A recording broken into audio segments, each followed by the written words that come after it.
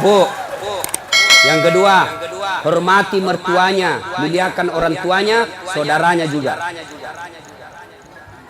Yang ketiga, ibu harus selalu cantik di rumah. Yang keempat, jangan bicara kasar sama suami. Kalau ibu mampu lakukan ini, suami mau kawin lagi, maka ada yang dibantu ibu. Siapa? Mertua. Maka datanglah mamanya, hehehe. Agak si melo mabene. Apalagi kamu kawin lagi itu, coba lihat itu istrimu, bagusnya Masya Allah. Kalau saya datang ke Balikpapan, saya belum bangun sudah siap sarapan.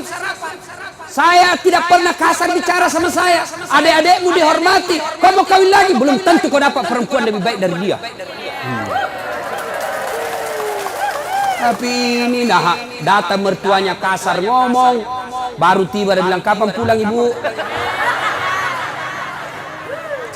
Pintu bunyi terus, pak, tidak pernah dihargai saudaranya.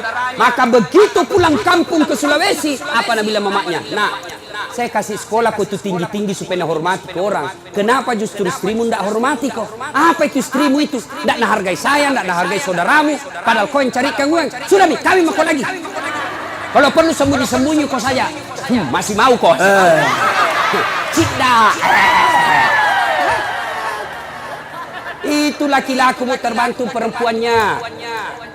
Ini rantasa kita di rumah, bajunya seadanya, pakai daster tinggal sebelah, ada badak picanya, nak kasih bontek matanya, pegang remote control, nonton televisi nangka kakinya, nangka kelepaknya menguap. Bagaimana suami tidak stres? Nah kira kingkong. Ya ketawa, saya seriusin ibu. Hancur ibu-ibu, hancur. Ya, coba kalau datang suami ibu saupan. Assalamualaikum kakandaku Arjunaku. Dia bilang suaminya, waalaikumsalam adindaku Sri Kandiku.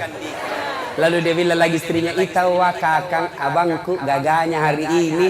Langsung dia bilang suaminya, berarti saya jelek kemarin.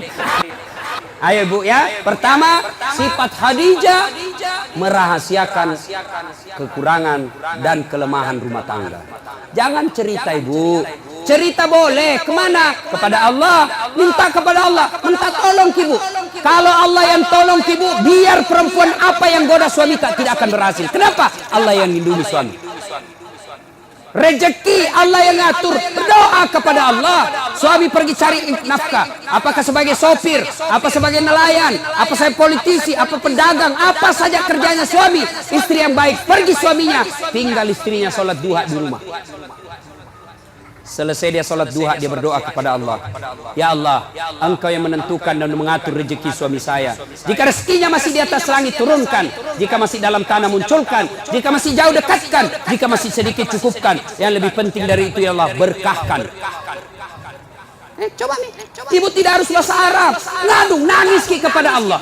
Nangis kepada Allah. Bahasa Bugis boleh. Daripada bahasa Arab tidak ditahu artinya.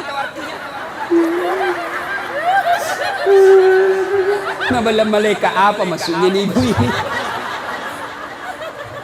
Dia mau doa bukan rezeki dan minta hujan. Tidak harus bahasa Arab. Boleh ibu berdoa begini. Bu dengar. Ya Allah, Engkau sudah tahu apa masalahku ya Allah. Engkau melarang saya minta tolong kepada manusia. Engkau melarang saya menyembah kecuali kepadamu ya Allah. Maka saya datang kepadamu mengadu ya Allah. Selesaikan masalahku ini ya Allah. Sudah itu berikutnya didik anak dengan baik. Bu, pakai filosofi seperti mama saya. Biar saya miskin. Biar minda ada sekolahku. Tapi kurus anakku baik-baik. Mudah-mudahan anakku nanti angkat derajatku.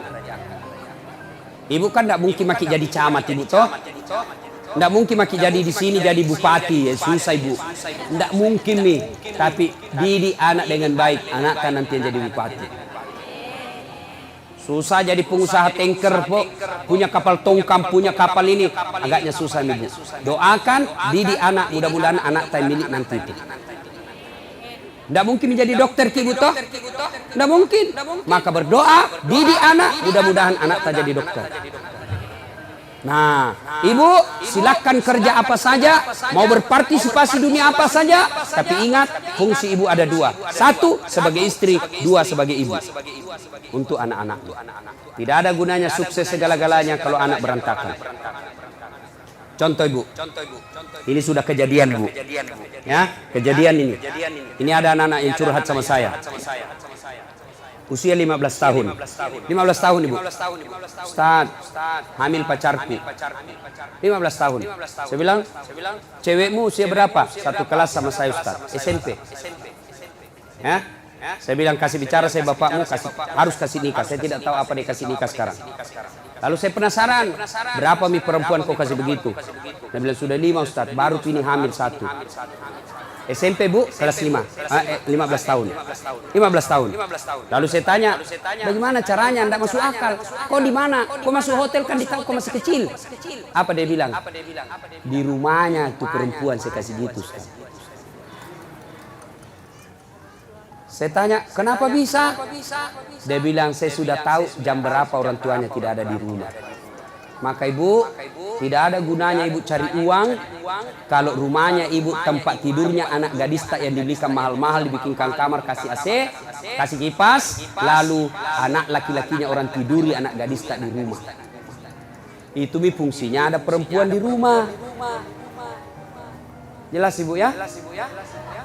Itu bukan cuma satu yang begitu, banyak yang curhat sama saya ibu soal begitu. Maka ibu didik anak, ya. Menurut Quran, ibu itu, istri itu fungsinya katifun. Ya. Apa itu katifun? Satu, diartikan ketek, kalepa. Apa? Gendong anak. Fungsinya ibu. Sekarang siapa yang gendong anak? Kareta. Dorong-dorong. Sambil menyanyi. Dorong-dorong. Tidak pernah gendong anaknya. Maka jangan heran anak-anak sekarang tidak dekat hubungannya sama orang tuanya gara-gara tidak pernah digendong-gendong anaknya. Masih 2 tahun nak kasih PAUD. Apa itu? Pendidikan usia dini. 4 tahun nak kasih masuk TK. 7 tahun SD. Kapan kita didik anak kak? Cepat sekali ambil orang. Gurunya didik. Pendidik sebaik-baiknya bukan gurunya tapi ibunya. Yang kedua, fungsi ibu menurut Quran. Apa itu? Katifun diartikan dada. Apa itu? Menyusui. Siapa yang susui anak tak sekarang? Siapa? Cak sapi. Airnya nata sifatnya seperti sapi. Ya? Sekarang tidak mau lagi susui. Dia bilang Ustaz, biar seksi. Bahkan ibu-ibu milenial tidak mau melahirkan, semua mau dibelah. Coba. Nah ibu bapak, karena waktu yang terbatas, insya Allah lain waktu dan kesempatan kita akan lanjutkan. Saya menitipkan, jadilah istri seperti Khadijah. Insya Allah, ibu, kalau ibu susah, ibu sabar, suami tidak sholat, ibu sabar, suami tidak nentu pekerjaan, ibu sabar, maka Allah janjikan, innallaha ma'as-sabirin. Ya Allah, yang Maha Pengasih, bimbinglah setiap wanita menuju surgamu. Kuatkanlah hati mereka dalam keimanan, dan limpahkanlah rahmat-Mu dalam setiap langkah hidup mereka. Jadikanlah mereka hamba-Mu yang solehah, dan tempatkanlah mereka di surga-Mu yang penuh kenikmatan. Amin. Ya Rabbal Alamin.